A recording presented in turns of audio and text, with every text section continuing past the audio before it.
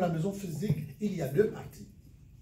La Bible dit, ne savez-vous pas que vous êtes le temple de Dieu, donc la maison de Dieu. Nous sommes la maison de Dieu. Et dans la maison de Dieu, il y a deux parties plus qu'importantes. La première partie, je l'avais briefé un tout petit peu, sauf si je me trompe, sauf si ce n'est pas ici. Il y a ce qu'on appelle hieros, hieros, H-I-E-R-O-S.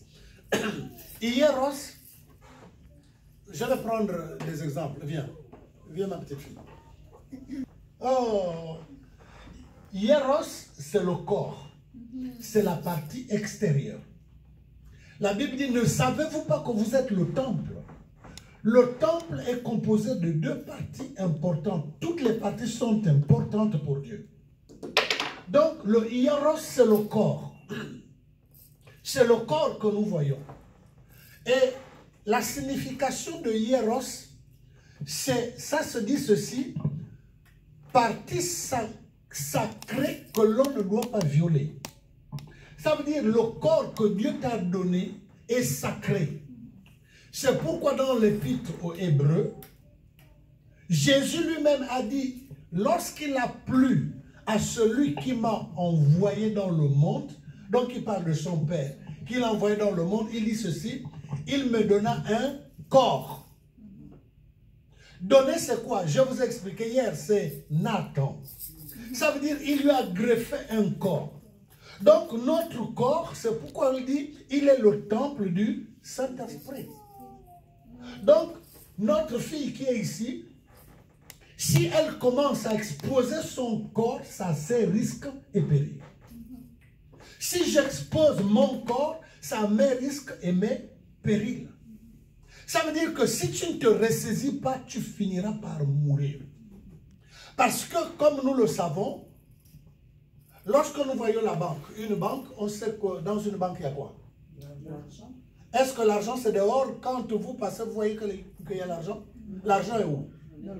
Donc, dans le coffre, à l'intérieur, dans le coffre fort. Et maintenant, après le hieros, ce que Dieu alimente, ce que Dieu chérit, ce qui fait l'honneur, la fierté de Dieu, c'est ce qu'il y a à l'intérieur qu'on appelle le N-A-O-S,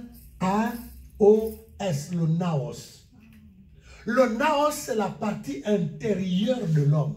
Donc, c'est la partie sacrée, mais c'est la partie où, ça veut dire que cette partie-là, si le diable avait la possibilité de t'arracher ce qui est à l'intérieur de toi, parce qu'il sait que tant que tu vas chérir ce qui est à l'intérieur, tu seras en l'honneur devant Dieu et devant les hommes.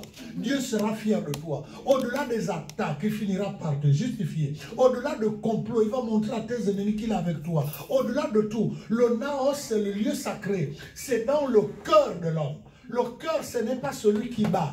Celui qui bat en grec, c'est ce qui a donné en médecine cardiologie ou cardiaque.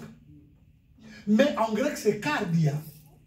Cardia, c'est la partie spirituelle. Donc, l'homme spirituel qui a donné la doublure de notre corps. On est ensemble? Amen. Si le naos, tu ne le protèges pas, tu ne sers à rien. Moi, je te conseillerais, si tu ne prends pas ça du naos, va dans les boîtes de nuit danser, va dans le bar faire tout ce que tu veux. Je vous demande pardon. Va sortir avec les hommes pour les femmes, va sortir avec les femmes pour les hommes, parce que si tu ne prends pas ça du naos, tu as déjà trahi. Non. Il faut qu'il laisse. Tu as déjà dit à Dieu, ma vie n'est pas pour toi. Ce qui fait la fierté de Dieu, c'est le naos. Oui, il a un regard favorable sur l'extérieur, c'est comme encore? Magnifique, maman. Le hieros, oui, il compte sur ça. Parce que sans le corps, l'esprit ne peut pas travailler. Jusque-là, on comprend un peu. Amen. Merci beaucoup. Sois béni. Isaïe, le chapitre 50.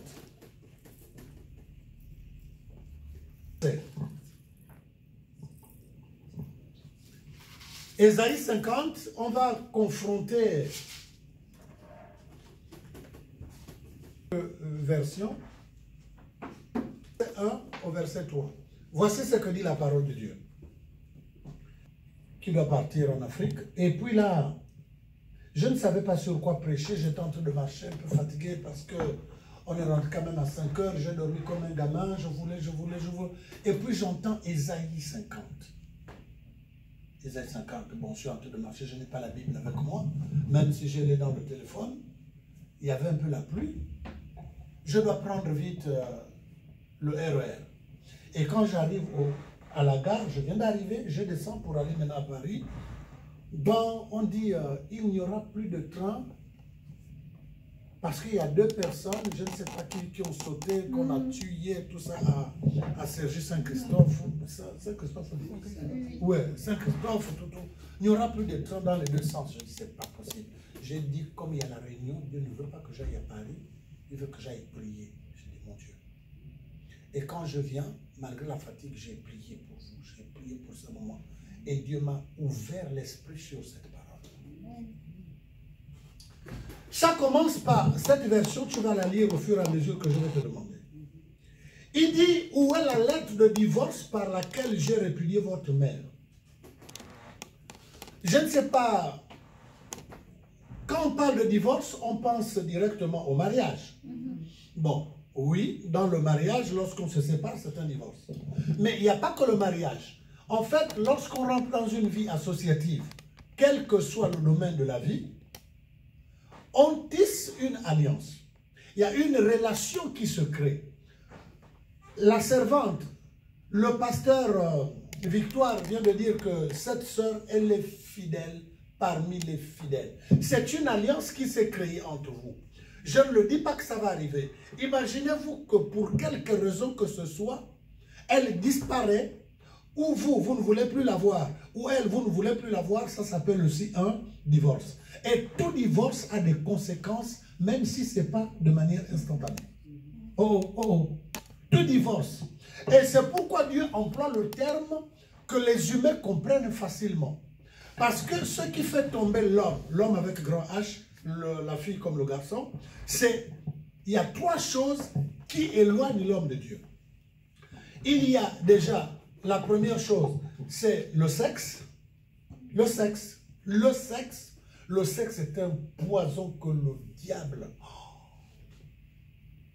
Hollywood, c'est tout ça. Il y a l'argent, le sexe, l'argent et l'orgueil.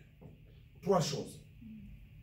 Donc, ici, il vient dire où est la lettre de divorce par laquelle j'ai répudié votre mère. La mère ici, historiquement, on parle de Jérusalem.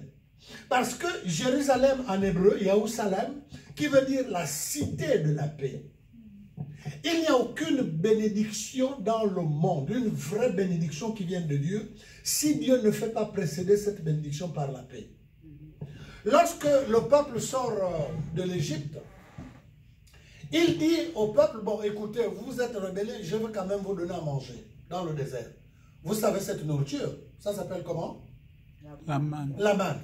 Mais lorsque vous lisez, la manne ne tombait jamais. Il y a certains jours où la manne ne tombait pas. Et pourtant, Dieu a dit, la manne descendra tous les jours et vous la mangerez à satiété, c'est-à-dire à volonté. Mais il y a des jours où il n'en mangeait pas parce que ça ne tombait pas. Pourquoi? Parce que, écoutez, la manne était toujours précédée par la rosée. La rosée devait d'abord descendre, c'était le signe. Et après que c'était descendu, après que la rosée descendait pour fertiliser le sol, c'est alors que quelques temps après, la manne tombait partout. Maintenant, vous allez me dire, à votre moment, c'est quoi la relation entre la paix et la rosée? Le même mot en grec qui parle de la paix, c'est le même mot en grec qui parle de la rosée. Donc, la rosée est le symbole de la paix. Oh, j'ai le corps qui tremble. La rosée, c'est le symbole de la paix. C'est pourquoi Jésus a dit que ton cœur ne se trouble pas. Si ton cœur se trouble, tu n'auras pas de grandes bénédictions.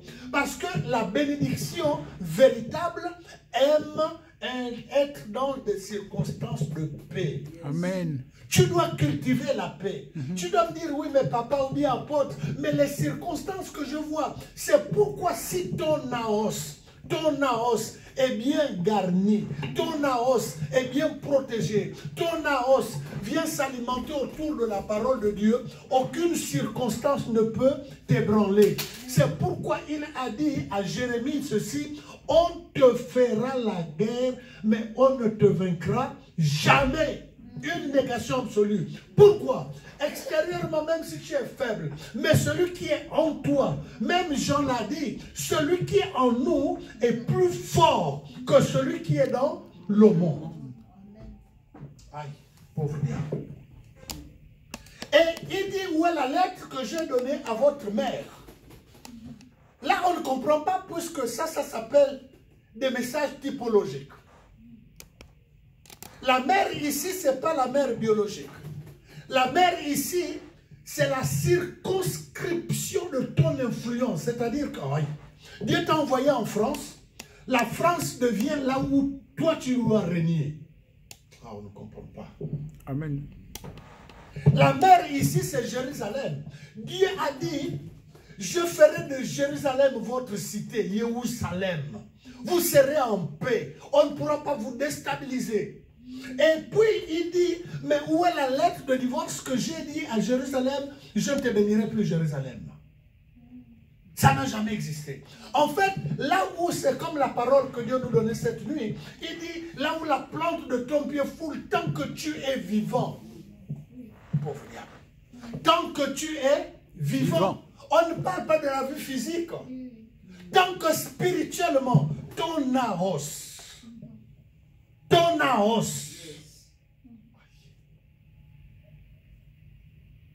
tant que ton naos, Maman Victoire conduit bien.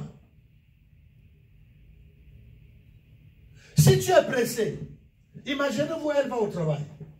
Elle sait que dans son véhicule, le niveau de carburant ne lui permettra pas d'arriver au travail, mais on ne sait pas ce qu'elle apprend. Bon, c'est pas grave, je vais quand même partir. Vous pensez que c'est une bonne idée? Non. Il faut toujours se rassurer si tu as suffisamment de carburant. Yes. Amen. C'est un... Oh. Yes. Amen. Amen. Merci, maman. Le carburant est en vous. Il faut l'alimenter. Il faut l'alimenter. Oh, Saint-Esprit, corrica, maman. Nous connaissons l'histoire des 10 vierges. On connaît, non, les 10 vierges. On dit que 5 parmi elles étaient comment? Sages. Waouh. Et les autres étaient comment? Ah non, moi j'ai pas envie d'être fou. On dit que les folles en prenant leur lampe, ont oublié, ont ignoré de prendre l'huile. L'huile, c'est le carburant de sa voiture. Pour qu'elle arrive au travail, quand elle finit de travailler, elle ne doit pas mettre que le carburant pour arriver au travail. Parce qu'elle est fatiguée, elle a travaillé, elle doit mettre le carburant qui doit lui permettre aussi de revenir chez elle, trouver son mari, ses enfants. J'ai l'impression qu'elle aime même son petit enfant que même son mari. Non, je blague. Non, je blague. Moi aussi, j'exagère, c'est pas bien. Non. Non, les deux aiment leur petit-fils, c'est normal. En plus, c'est écrit dans la Bible, les petits-enfants sont la couronne des grands-parents. Amen. Quel Amen. bonheur. Cet enfant ira loin. Amen. Donc, votre naos doit toujours être alimenté. S'il n'est pas alimenté, vous croirez que Dieu a signé pour vous la lettre de divorce?